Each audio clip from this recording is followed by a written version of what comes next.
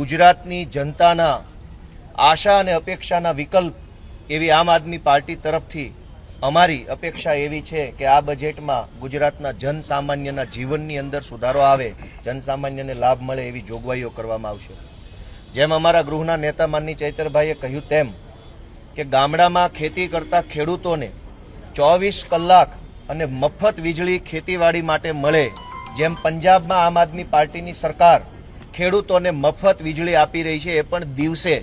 તો ગુજરાતના ખેડૂતોને દિવસે મફત વીજળી મળે એવી કંઈક જાહેરાત આજે થાય એવી અમે અપેક્ષા ગુજરાતના ખેડૂતો વતી રાખીએ છીએ।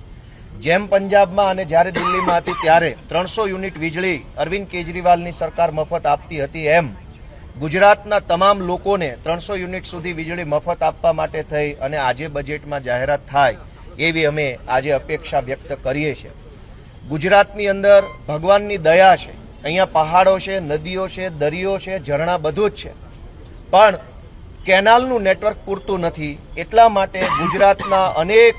હેક્ટર જમીનની અંદર આજે પણ સિંચાઈનું પાણી પહોંચ્યું નથી। સુજલામ સુફલામ યોજના, સૌની યોજના,